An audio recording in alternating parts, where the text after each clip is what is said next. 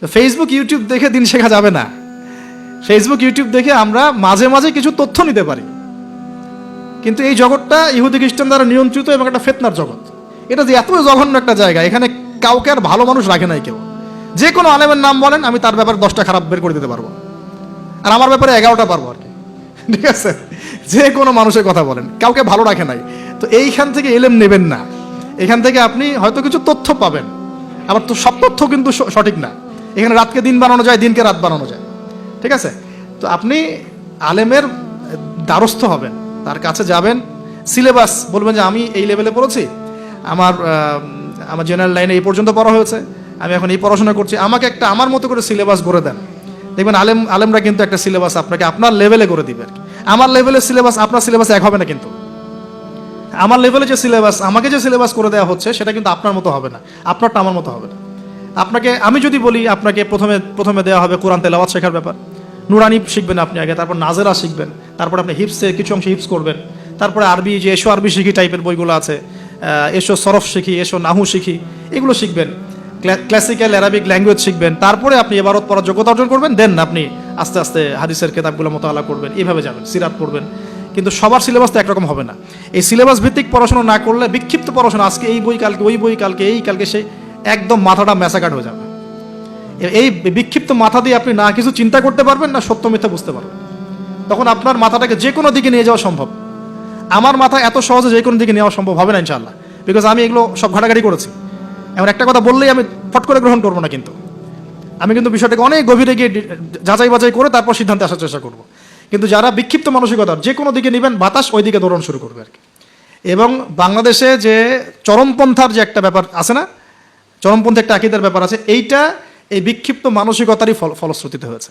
তারা যদি কনস্ট্রাকটিভ সিলেবাসে পড়াশোনা করতো না, তাদের মানসিকতা এমন হতো না, কিন্তু উগ্র হতো না। তারা বুঝতো, সমাজ বুঝতো, রাষ্ট্র বুঝতো, বিশ্ব বুঝতো, ওইভাবে তারা ইসলামকে নিয়ে যাওয়ার চেষ্টা করতো। আল্লাহ পাক আমাদের সবাইকে এই বুঝগুলো অর্জন করতে তৌফিক দান করুন। আমি আসলে অল্প সময়ে অনেক বেশি কথা বলতে চাই, হয়তো একটু এলোমেলো করে ফেলছি। তাওহীদের চর্চা, পরিবার, সমাজ, আস্তে আস্তে আত্মীয়দের মধ্যে, এবং দ্বীনি ইলম অর্জন, ওলামায়ে কেরামের সোহবত, এই কথাগুলো বেসিক কথা। এর পাশাপাশি আমরা বলবো যে দেখুন, এই প্রত্যেক যুগে যুগে আন্তাকিয়াবাসীর যে অবস্থা ছিল, প্রত্যেক যুগে যুগেও কিন্তু তাওহীদ আর শিরকের কনফ্লিক্ট এমনই ছিল। আপনি আবু জাহেলের যুগ বলেন, আবু লাহাবের যুগ বলেন, উতবা সাহেবার যুগ বলেন, ফেরাউন নমরুদের যুগ বলেন, সেম হিস্ট্রি। এখন আমাদের ওয়ার্ল্ড অ্যাফেয়ার্সও সেম, আমাদের ওয়ার্ল্ডেও এইভাবেই চলছে। এখানে শিরক আছে, এখানে কুফর আছে, আমাদের ওয়ার্ল্ডে সুদ আছে, আমাদের ওয়ার্ল্ডে জিনা আছে, আমাদের ওয়ার্ল্ডে পর্নোগ্রাফি আছে। যত পাপ আছে পৃথিবীতে, এই সমস্ত পাপের গ্লোবালাইজেশন হয়েছে এই ওয়ার্ল্ডে। আমরা একটা ভয়ঙ্কর বিশ্বে বাস করি। আমাদের মতো ভয়ঙ্কর বিশ্বে মনে হয় যে ওই আবু জেহেলরাও থাকে নাই। বিশ্বাস করেন না এটা? আবু জেহেলের যুগে শিরক ছিল, এটা গ্লোবালাইজেশন ছিল না। আবু জেহেলের যুগে রিবা ছিল, কিন্তু ওইটার গ্লোবালাইজেশন ছিল না, এত র্যাপিডলি মানে ফিতনা ছড়িয়ে পড়তো না। আমরা সবচেয়ে ফিতনাময় পরিবেশে বসবাস করছি। সামনে আরও ফিতনা আসবে, তারপর আরও, তারপর হয়তো বা আল্লাহ পাক কোনো একটা কিছু আনবেন ইনশাআল্লাহ তাআলা, কারণ রাতের পরে দিন আসবে, এটাই স্বাভাবিক। তো এখন এই ফিতনাগুলো পরিবেশে আমাদের কীভাবে আমরা চলবো তাহলে? ফার্স্ট অফ অল আমাদের ইলম অর্জন এক নাম্বার। তারপরে আমি বলবো যে আমাদের ইলম অনুযায়ী বেশি বেশি আমল দরকার, অনেক বেশি আমল দরকার, এবং অনেক বেশি আলেমদের সাথে সোহবত দরকার। এই সোহবতে আমাকে দিন শেখাবে, আমল উৎসাহিত করবে। একা একা না থাকা, কিছু দিনই ভাই মিলে অ্যাটলিস্ট একটা অ্যাসোসিয়েশন বা ফাউন্ডেশন বা কিছু এক সোশ্যাল কোনো ওয়ার্ক, মানে এরকম কিছু নন পলিটিক্যাল, নন প্রফিটেবল, এগুলোর মধ্যে থাকা, তাহলে আপনি মানে একে অপরের সাথে মোজাকারা করে চলতে পারবেন। বা এগুলো করতে না পারলেও যে কোনো একটা বৃহত্তর জামা, যেমন যেটা ক্লাসিক্যাল ট্রেন্ড আছে, কেউ কওমির মধ্যে আছেন, কেউ তাবলিগে আছেন, কেউ সালাফিজমে আছেন, মানে একটা ঘরানা ফলো করে চলা, তাহলে আপনার কিছু দিনী ভাইয়ের সাথে আপনি মানে মিলেমিশে থাকতে পারবেন, আপনাকে ইসলাম সংশোধন করতে পারবে একজন আরেকজনের। আর এখানে বিভক্তি না বাড়ানো, ঐক্যবদ্ধ থাকতে গিয়ে আবার বিভক্ত বানায় দল ক্রিয়েট না করে ফেলা। মনে করেন আমরা একটা ফাউন্ডেশন করলাম, এই ফাউন্ডেশনটাকে একটা দল মনে করা, না মনে করা যে আমি আমারটাই সত্য মিথ্যা চূড়ান্ত মানদণ্ড, এরকম মনে না করা, বরং আপনাকে সবার সাথে মিউচুয়াল করে চলার চেষ্টা করতে হবে। মানে হকপন্থীদের কথা বলছি, হকপন্থীদের সাথে মিউচুয়াল করে চলার চেষ্টা করতে হবে।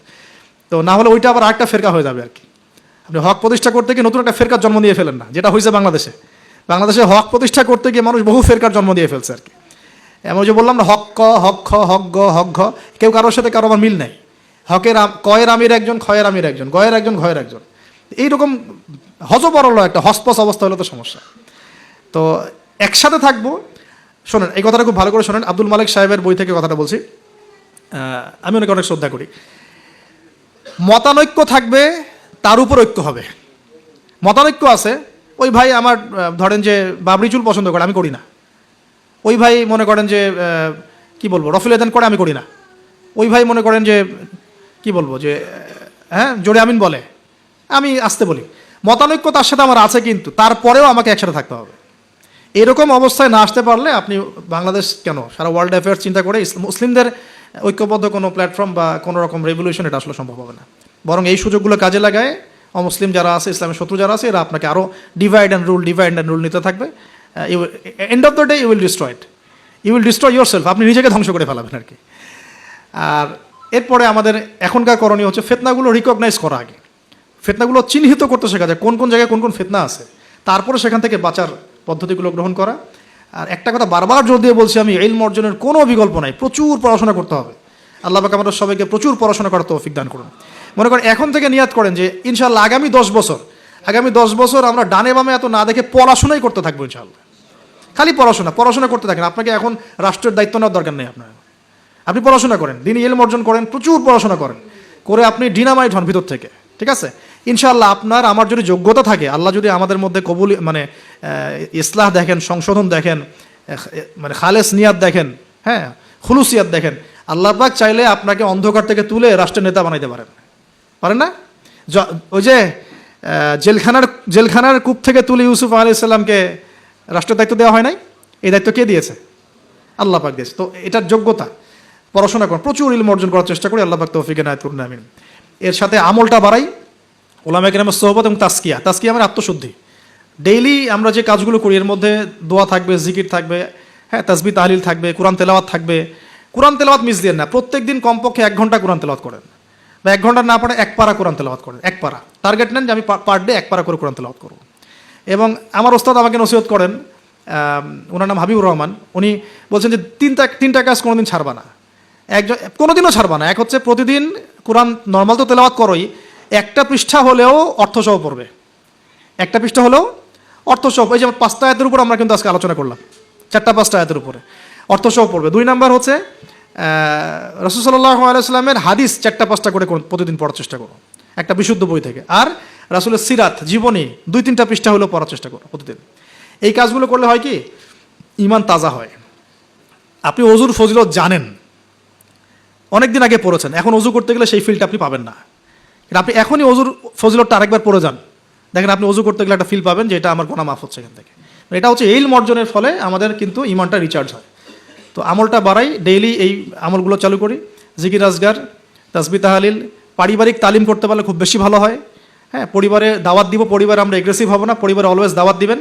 পরিবারবর্গ ইসলাম মানে দাওয়াতের পথে আসলো কি না, হ্যাঁ আপনার সংশোধনের পথে আসলো কি না, এটা নিয়ে এত বেশি ওভার ব্লাস্টেড হওয়ার দরকার নাই। আমার দায়িত্ব দাওয়াত দেয়া, বোঝানোর, ভাই বুঝিয়েছি, দোয়া করি আল্লাহর কাছে, আল্লাহ যেন সবাইকে হেদায়েত দেন, ব্যাস দ্যাটস অল, আপনার কাজ হয়ে গেছে। এরপরে আমরা আমাদের সামর্থ্য অনুযায়ী দাওয়াতের কাজ অব্যাহত রাখবো। হয়তো ওলামায়ে কেরামের সোহবতে বা যেভাবে করছেন আলহামদুলিল্লাহ, প্রতিষ্ঠিত কোনো জামায়াতের মধ্য দিয়ে অথবা ক্লাসিক্যাল ইসলামিক ট্রেন্ডে যেভাবে কাজ করছেন আলহামদুলিল্লাহ, এই কাজগুলোকে সমন্বয় করাটাই চ্যালেঞ্জ। বাংলাদেশে প্রচুর কাজ হয় ইসলামের। আল্লাহ পাক কাকে যে কবুল করবেন, আমি খুব মনে মনে দোয়া করি আল্লাহ পাক যেন একজন যোগ্য মানুষকে কবুল করেন, যিনি এই দিন ইসলামের যে কাজগুলো দেশে চলছে এগুলোকে যেন ইউনাইটেড করতে পারে আর কি। এইটা চ্যালেঞ্জ আর কি। কাজ যে হচ্ছে না তা না, কাজ প্রচুর হয়, দিনই কাজ প্রচুর। আমাদের মসজিদের অভাব নাই, মাদ্রাসার অভাব নাই, মক্তবের অভাব নাই, কিন্তু বিশ্বাস করেন যে ওই যে ইসলামের ইকামাত, ওই ইকামাতের ছিটা ফোটাও নাই আমাদের মধ্যে। অতএব এটাকে আমাদের মধ্যে আল্লাহ পাক যেন যোগ্য ওমরের মতো কোনো মানুষকে দিয়ে কবুল করেন, আমিন। আল্লাহ পাক আমাদেরকে এই যুগের আবু বকর, ওমর, ওসমান, আলী হওয়ার তৌফিক দান করেন, আমিন। তো শেষ কথা হলো যে এই জিনিসগুলো আমরা পরিবারে এস্টাবলিশ করার চেষ্টা করি, হালাল খাই, এই কথাটা বলতে ভুলে গিয়েছিলাম। রিজিকের মধ্যে আমরা একটু হালালত্বের চেষ্টা করি, হারাম থেকে বাঁচার চেষ্টা করি। মেয়েদের থেকে সতর্কতা অবলম্বন, মেয়েদের থেকে সতর্ক থাকেন। আপনার রিজিকের সামর্থ্য হয়ে গেছে, আপনি বিয়ে করে ফেলেন, কিন্তু কোনো রকমের হারাম কোনো সম্পর্কের দিকে যাবেন না। খুবই খারাপ জিনিসটা। যার মধ্যে জিনা ঢুকে যাবে সে কখনো আল্লাহর মারেফত অর্জন করতে পারবে না। যার মধ্যে জিনা ঢুকে গেছে এর মনটা পবিত্র হতে পারবে না। তো মনের মধ্যে শয়তানি কিলবিল করবে, মনটা পবিত্র হতে পারবে না। পর্ন দেখার অভ্যাস থাকলে বাদ দেই। মেয়েদের দিকে তাকালে চোখ নিচু করার অভ্যাস করার চেষ্টা করি। আমি তো আপনাদের শহর ঘুরে ঘুরে আসলাম একটু আগে, তো এখানে তো চোখের হেফাজত করাটা ঢাকার মতোই কঠিন। ঢাকার মতোই কঠিন। তো এখানে আপনাদেরকে আরও বেশি ইমানের পরিচয় দিতে হবে। আমাদের সবাইকে আল্লাহ পাক তৌফিক দান করুন, আমিন। চক্ষু নিচু করা, পারলে বিয়ে শাদী করে ফেলা এবং পর্ন থেকে দূরে থাকা, অহেতুক আমরা ইউটিউব ফেসবুকে অনেক মুভিজ দেখি, এটা দেখি, ক্লিপ দেখি, এগুলো বন্ধ করতে হবে। যদি আমরা সত্যিকার অর্থেই চাই যে ইসলাম নিয়ে কিছু করতে, এ যুগের আবু বকর ওমররা যেভাবে চিন্তা করতেন ওইভাবে চিন্তা করতে হবে। আল্লাহ পাক আমাদের সবাইকে কবুল করুন, আমিন।